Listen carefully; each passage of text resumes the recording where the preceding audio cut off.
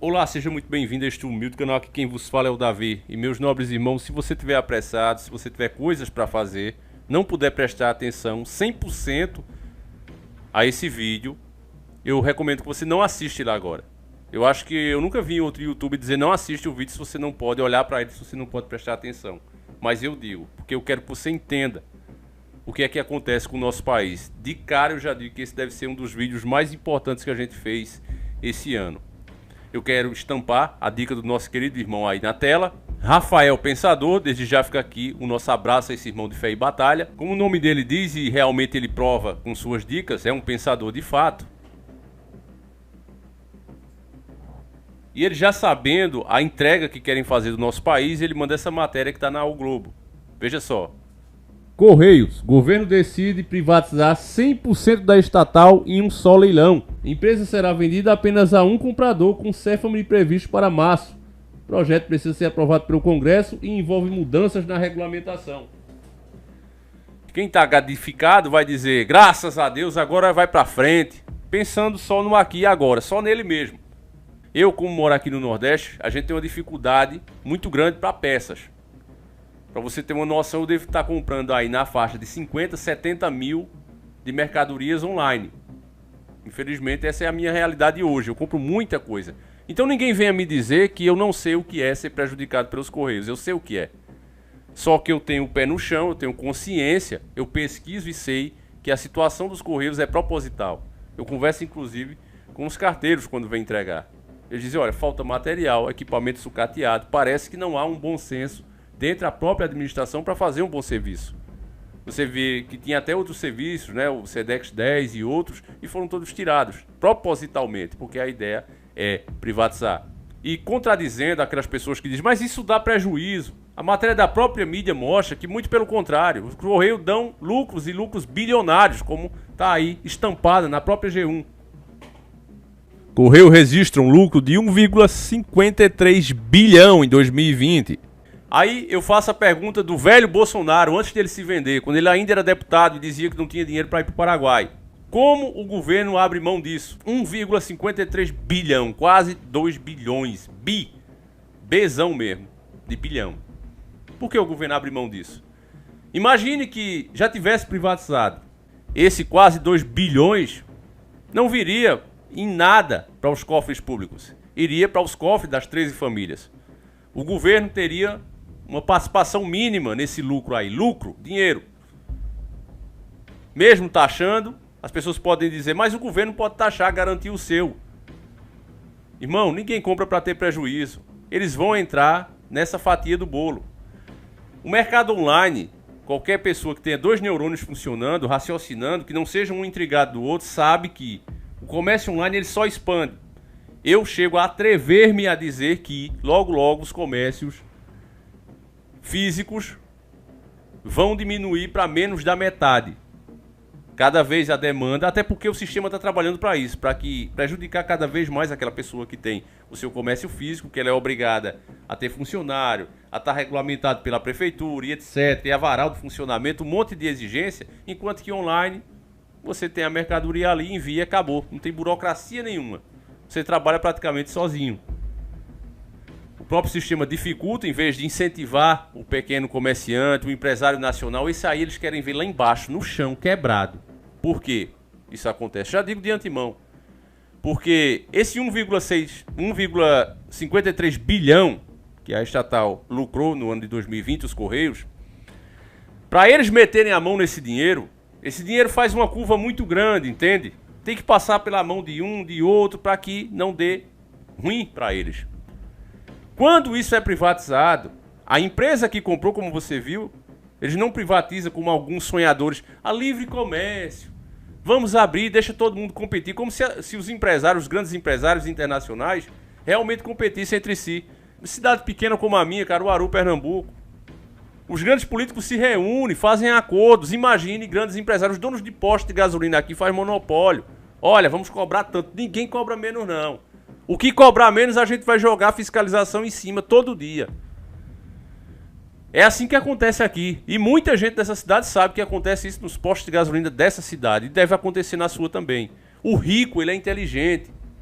Eles se reúnem Eles não vão ficar brigando, ah, baixa 10 centavos, aí eu vou baixar mais 20 para ganhar o comerciante, para ganhar você, o cliente, pelo bom preço. Não, eles fazem monopólio, olha, cobra no seu tanto, eu cobro no meu também e acabou, vão ter que comprar. Ou no seu ou no meu, eles vão comprar. Só existe livre competição com um pequeno. Seu Zezinho da padaria com o Petro, com dona Zefinha da outra padaria ali de baixo. Eles baixam o preço máximo que pode. Eles não fazem monopólio, já os grandes fazem. Até porque pertence, se você for ver, essas empresas ditas que competem, elas pertencem aos mesmos donos. Os grupos gigantescos são donos delas. Então eu considero empresas, vamos dizer, uma Ford, uma Volkswagen, uma GM, que elas têm administradores diferentes, mas os donos, no final da pirâmide, os grupos que realmente dominam aquilo ali, pertencem às 13 famílias. Então eles não vão destruir eles mesmos. Existe uma falsa competição. Então o que é que eu quero dizer para você? Que o governo abre mão do monopólio que é dele e não abre o livre comércio. Ele passa esse monopólio que é dele a 2, 3, 4 empresas, nesse caso a uma só, que vai assumir o serviço e embolsar esse dinheiro que deveria vir para mim e você. O governo vai dar esse dinheiro a nós? Nunca fez isso. Mas, pelo menos para manutenção da sua rua, fazer hospitais, delegacias e etc, etc. Tudo que a gente precisa, que já não vem porque é superfaturado. Porque, meu irmão, se você vê quanto o seu município recebe do governo federal, que passa para o governo estadual, que repassa aos municípios, se você vê, vem verdadeiras fortunas. Mas uma parede que você faz na sua casa e você gasta R$1.000, já com a mão de obra do pedreiro, a mesma prefeitura sua vai fazer essa parede e ela bota 5 milhões na nota.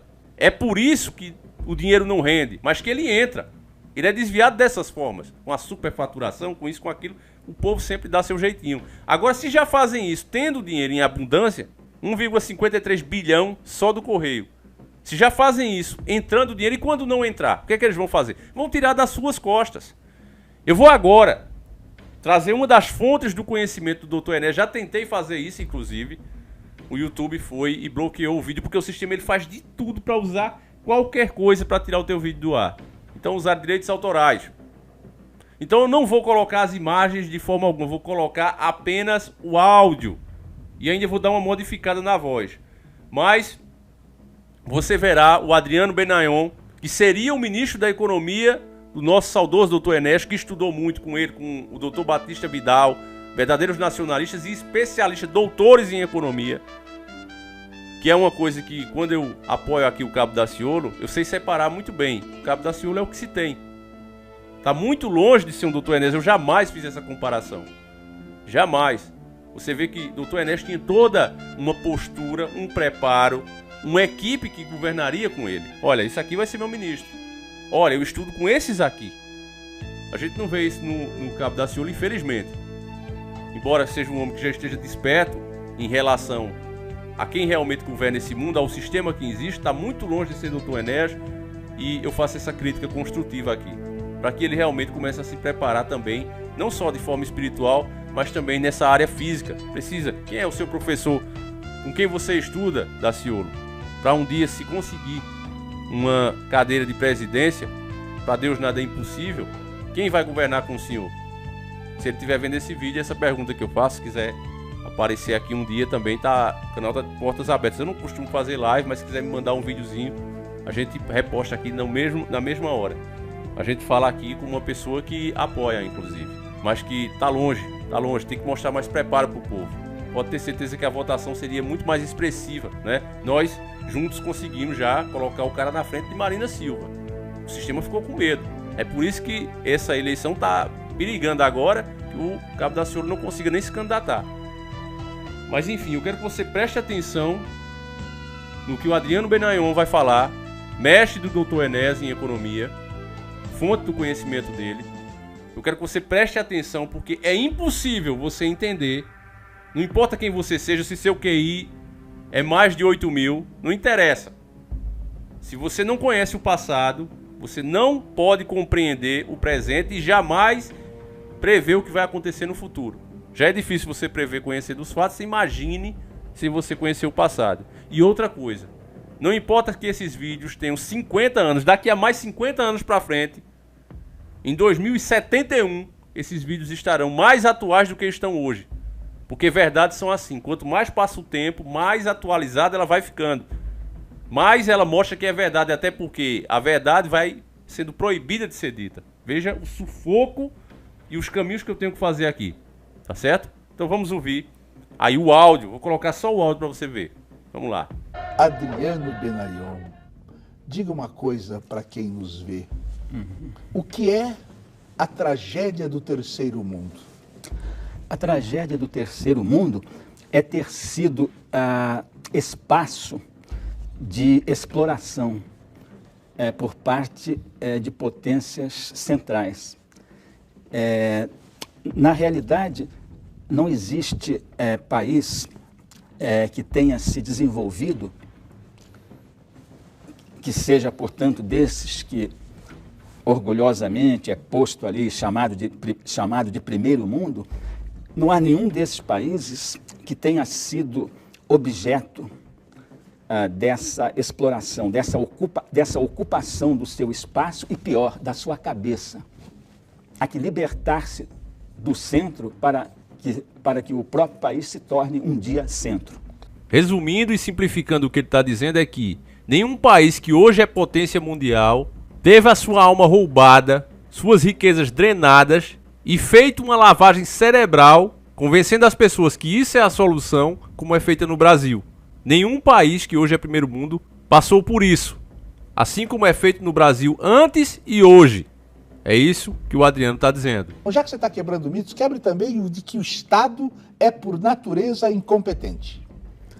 Perfeitamente. Na maioria dos países que são hoje desenvolvidos, em todos eles, até os que se dizem os mais importantes símbolos da chamada iniciativa privada, em todos eles, é só pesquisar a história desses países e vai se ver que neles sempre o Estado foi preponderante na construção de uma economia próspera e diversificada. E o Brasil quer fazer exatamente o contrário. Está querendo privatizar tudo. Está querendo o que está querendo fazer o Brasil? Na minha opinião, o último presidente que o Brasil teve que tentou razoavelmente defender os interesses do país foi Getúlio Vargas. E foi destituído por pressão externa faz 51 anos. Fala-se muito em democracia, mas para haver democracia nós temos que construir aquele equilíbrio social. O Maquiavel, todos já sabiam disso.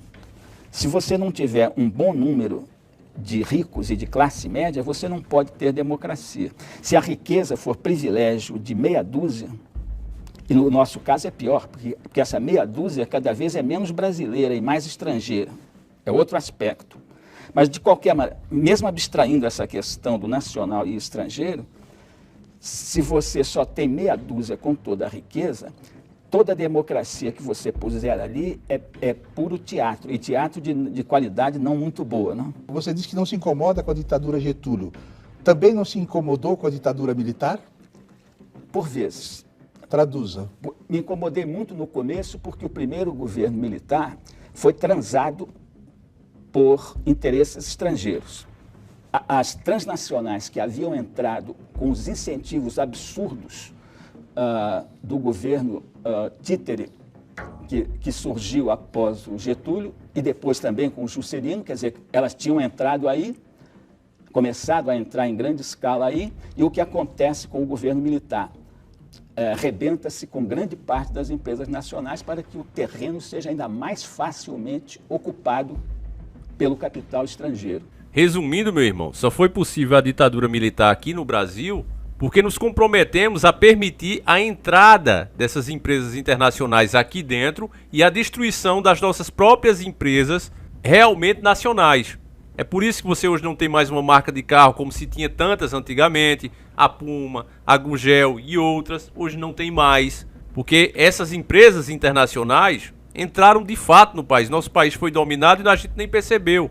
A diferença é que não houve uma treta mundial para isso. Os nossos governantes simplesmente entregaram de mão beijada. Aproveitaram a polarização das pessoas na época, o governo militar assumiu e ali se fez muita obra no Brasil a preço da endividação do país e a submissão total às empresas e ao capital estrangeiro. Nada mais era nacional e começou também a batalha da mídia para desmoralizar, tirar a credibilidade de tudo que fosse nacional. E eles investiram muito pesado nisso. Só prestavam o que era de fora.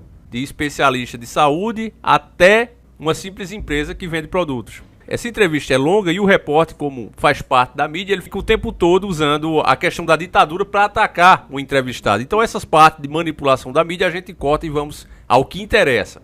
Essa área terrível, chamada Fazenda e Banco Central, aquilo é o que os franceses se chamam em francês uma chasse gardée. Qu'est-ce que ça veut dire? É uma área de caça reservada. Ali só caça o proprietário. É área reservada, né? Chasse gardée, quer dizer, caça guardada, né? Quer dizer, essa área chamada Ministério da Fazenda e adjacências, né? Secretaria do Tesouro, Planejamento, às vezes, né? E Banco Central, essa área é do poder financeiro mundial, anglo-americano. Isso aí, não sei se nem com o Getúlio ele conseguiu preservar totalmente disso. Mas vamos dizer tranquilamente, de 54 para cá, que essa área sistematicamente é ocupada por gente controlada de fora do país. João Goulart, não? Também, lamentavelmente também. Menos. Pode ser menos, mas, por exemplo, Santiago Dantas, por exemplo, esse negócio de dizer que é esquerda não adianta. Eu não tenho preconceito, né? Essa coisa de direita, esquerda, quer dizer, é o que as pessoas dizem e são ideias. Você não tem preconceito entre nazismo? Não, nazismo é outra coisa, mas quer dizer, direita, esquerda, eu não tenho tanto preconceito. A direita não cai para o fascismo? Esse trecho é importante, meus irmãos, porque você vê que as perguntas do repórter é sempre para confundir quem está assistindo. Nunca é para engrandecer as informações, é para confundir quem está assistindo.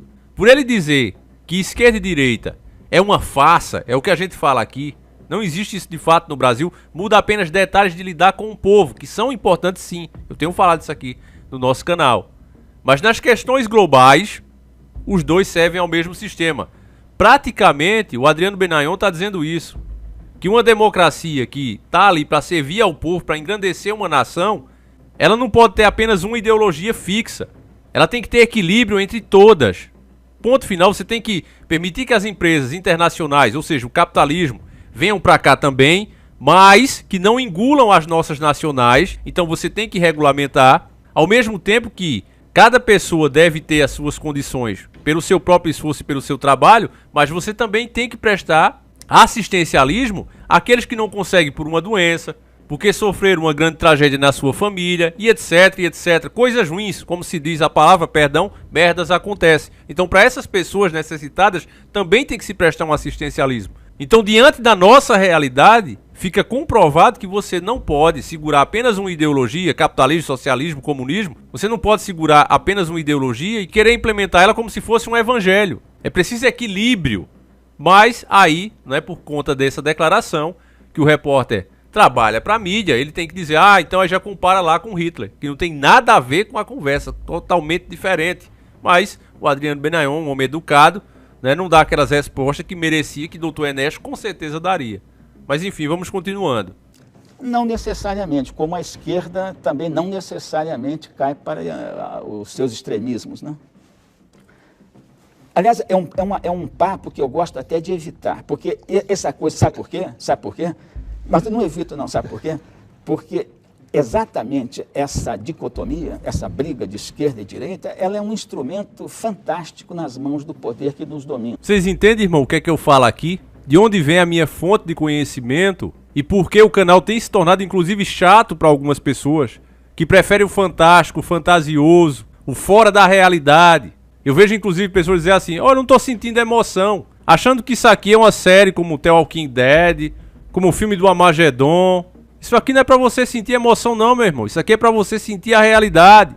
Entender como é que as coisas funcionam. E isso nem sempre é simples. O cara que teria sido o ministro da Economia do governo Dr. Enéas, que como muitos hoje, especialistas inclusive, intelectuais, concorda que foi o melhor presidente que a gente não teve. Então tá aí o ministro, o mestre do Dr. Enéas na área da economia.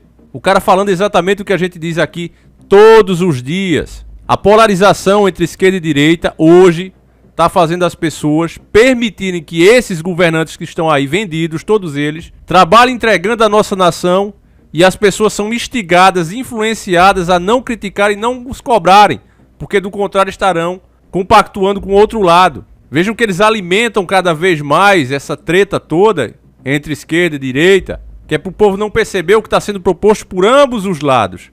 Apoie porque é meu lado, critique porque é o outro lado, rejeitando assim boas propostas para si mesmo, para a sociedade como um todo, e aceitando propostas ruins para a sociedade também como um todo, porque foi meu lado que propôs. Então, como eu visto uma camisa de um político como se fosse um time de futebol, é como se fosse um gol feito, eu não vou recusar. Afinal, é o meu lado. E o seu lado, meu irmão, é você mesmo, é tua família. Esse é o teu lado. Tu não tem que ter lado político, meu irmão. Tu tem que ter o teu próprio lado. E analisar as propostas que estão sendo feitas, independente de quem faça. Recusando ou aceitando, independente de quem faça. Aqui, como a matéria ficou muito realista, eles já encerram, cortam esse trecho e aí já começa em outra pauta falando de porcaria de reforma agrária que eu vou até pular. Vamos lá. Explica aos jovens, então, o que é globalização. Globalização, no conceito atual, no conceito que está aí, é uma nova forma do livre comércio, que foi a doutrina britânica do século XIX. Porque naquela época ainda as condições técnicas ainda não permitiam que uma empresa industrial, por exemplo, fosse produzir, fosse ser o dono do capital industrial em outro país. Então, o principal agente da periferização era o comércio. Então, teoria do livre comércio, né? Que é sempre feito pela potência dominante, que ali o Estado faz engordar os privados, aí os privados deixam de ser privados, passam a mandar no Estado. Esse é o fascismo. Outra coisa que eu falo aqui o tempo todo, vocês já devem estar com calo no ouvido de ouvir isso. É o mesmo motivo porque é que uma privatização dos Correios não pode dar certo e não pode ser bom para o país. Embora o serviço vá melhorar muito, falando economicamente, estamos empobrecendo. Porque os políticos, do jeito que o sistema está, com as empresas, o sistema privado, internacional, mandando o nosso país, bancando a campanha dos nossos governadores, dos nossos políticos eleitos, eles começam a ser empregados ilustres desses grupos privados. E empregado, como o próprio nome está dizendo, empregado, ele não vai fiscalizar o seu patrão, ele não vai morder a mão que o alimenta. Então, mais uma coisa que eu venho falando aqui há anos, que você está vendo sendo repetida, confirmada nessa entrevista do saudoso Adriano Benayon. Muito bem. A partir desse momento, estamos no imperialismo que faz coisas incríveis, né? Fez um saque na Índia e em várias partes do mundo absolutamente fora de série. Também está relatado nos meus trabalhos. Muito bem, então, onde é que nós estávamos chegando? Eu até já me perdi. Globalização. Globalização, pois é. Então, atualmente, a globalização é uma, como é que eu vou dizer assim? É uma gazua que faz abrir todos os espaços. Por exemplo, propriedade industrial. Então, você fica obrigado a pagar royalties pelas patentes de tudo por anos indefinidos. Não se deixa inventar nada no país, mesmo porque não há oportunidade, né? Porque com todo o espaço controlado pelas transnacionais, você não tem nem mercado para quem desenvolva tecnologia, porque você não tem empresas novas, locais, que possam adotar uma tecnologia que vá concorrer ou substituir essas que são as mundiais. Pela simples razão que elas, tendo ocupado o mercado todo, não dão espaço para ninguém. Como é que você vai competir? Né?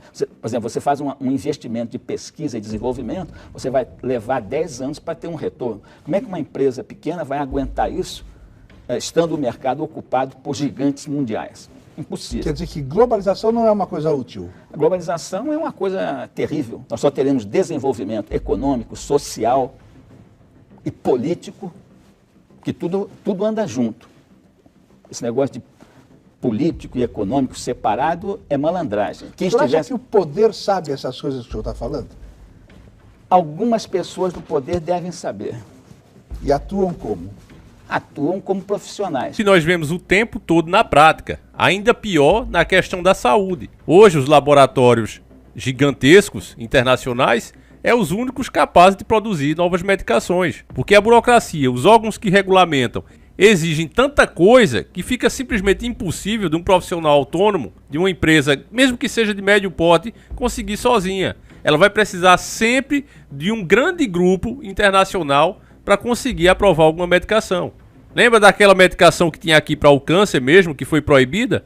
Mesmo com os pacientes apresentando diagnósticos bons, melhorias, nunca será aprovada, porque não é de interesse destes mesmos grandes laboratórios que oferecem quimioterapias que custam milhares de reais, milhares de dólares em qualquer parte do mundo. Então a gente fica literalmente refém dessas grandes indústrias, porque antigamente, quando um país invadia o outro, a população era mandada para aquela nova área. Hoje não é mais assim, as pessoas não procuram mais terras para morar. As pessoas querem aquelas riquezas que tem naquela outra terra. Literalmente, se você for ver ali o que a Vale anda fazendo, levando os nossos minérios, eles literalmente levam nossas riquezas e deixam um buraco lá na terra. E infelizmente, o povo não percebe. Agora, olha a pergunta idiota, mais uma pergunta idiota que o repórter vai fazer ao Adriano Benayon. Como é que se chega ao primeiro mundo sem um avião para Miami? Quer dizer, fazendo aqui, nós podemos fazer aqui, é uma questão que eu digo, por exemplo, que a maior ajuda que o chamado primeiro mundo pode dar ao chamado terceiro mundo é deixá-lo em paz. Deixá-lo em paz. Esse negócio de cooperação internacional só se fosse recíproca, se fosse uma coisa igual.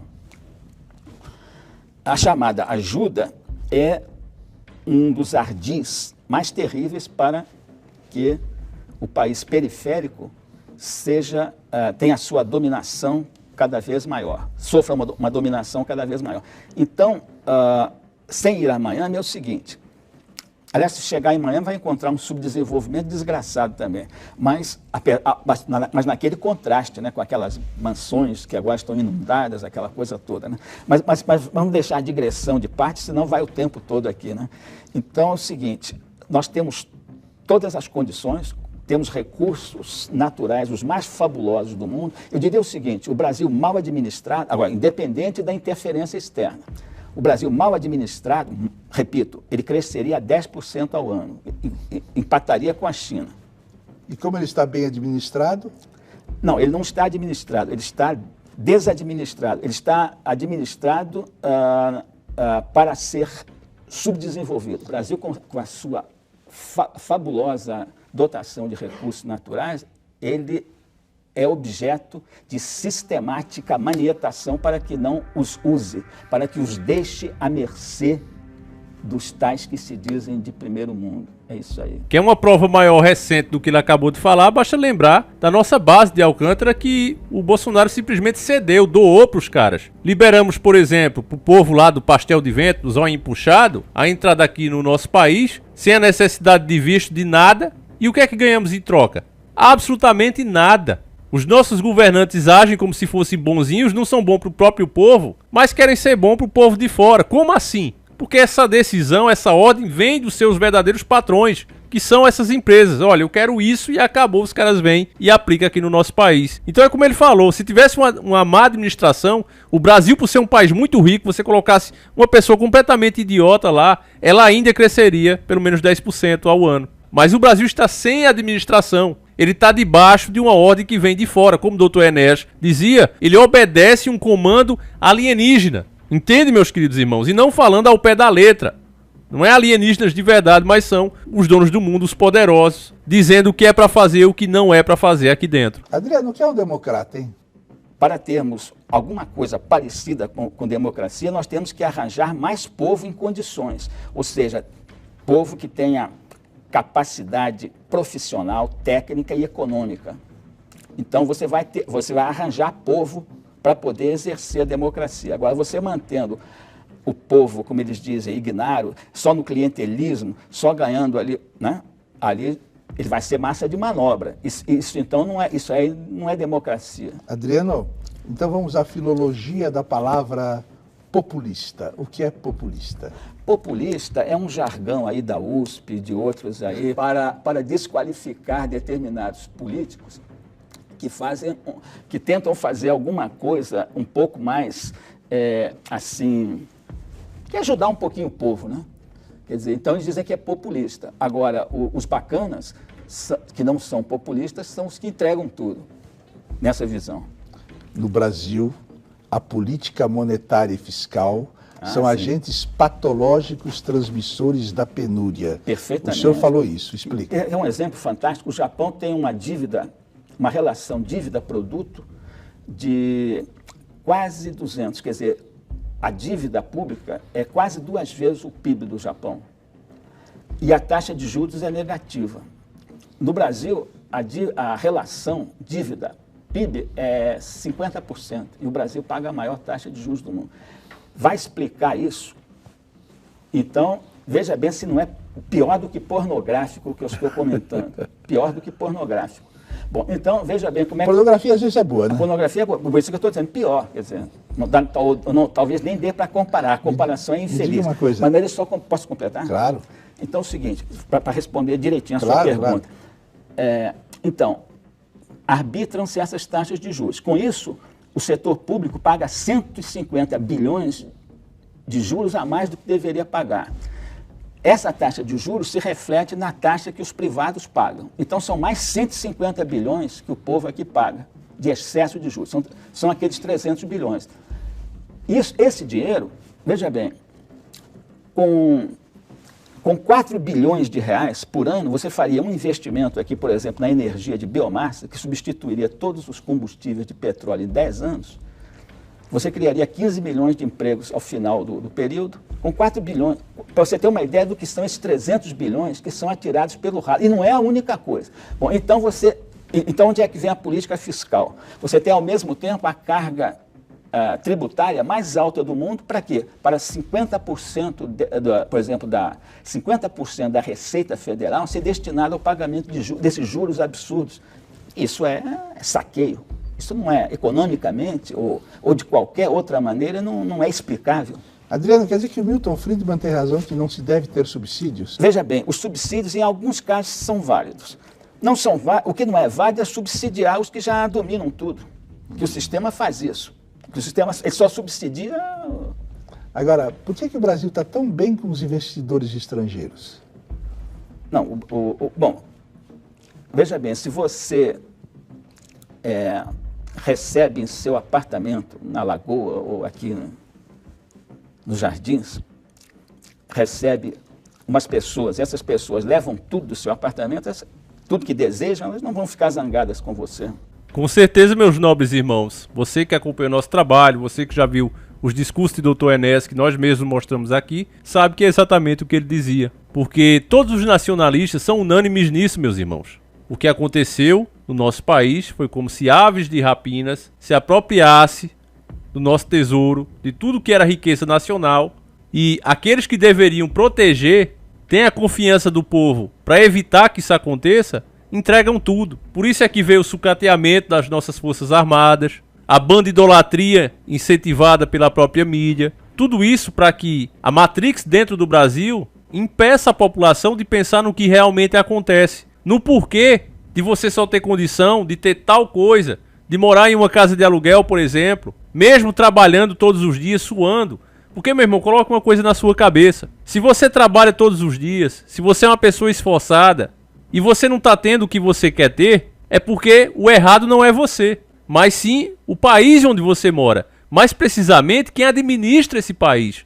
Todo o seu suor, todo o seu esforço, todas as regalias que você deveria ter por isso, está sendo sugado pelo chamado Deep State, o governo das sombras. E o povo precisa acordar, meus irmãos. Nós não podemos ficar nisso. Quando perguntarem se você é de esquerda ou de direita, diga que você é nacionalista. Simples assim. Era como o Dr. Enéas e todos os homens de bem dessa nação sempre se identificaram. E é por isso que há um combate tão grande da mídia para mostrar que nada que é nacional preste, para que não apareça mais nacionalistas. Mas aqui não vai rolar.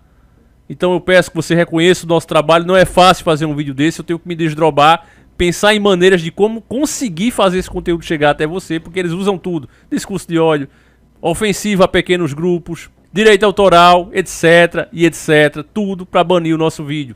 Mas mesmo assim eu procuro novas maneiras. Temos um outro canal que também estamos postando lá, o Encarando Sobrenatural. Vai aparecer o card aí com o vídeo de Silvio Santos. Assista, Tá certo, meu irmão? E não deixa de compartilhar, de mostrar isso para mais pessoas, porque se você tá se perguntando o que é que tem que fazer, é isso, despertar mais um. Outras pessoas precisam saber o que eu sei, o que você sabe agora. Tá certo, irmão? Não deixa de fazer a sua parte, do contrário, a fé sem ações, ela é morta. Eu encerro aqui com a última declaração de esperança do saudoso Adriano Benayon, que se foi em 2016. Um abraço, meus irmãos, fiquem todos com Deus e fui. Vamos sempre manter a chama do desejo de lutar por nossa sociedade. Não permitir mais que ela continue sendo viciada e explorada da forma em que estamos. Vamos ser construtivos nesse sentido. Não nos deixemos enganar, por mais que a mídia, os professores e quem mais que seja, venha tentando justificar essas coisas que acontecem aqui e que não tem a menor justificativa.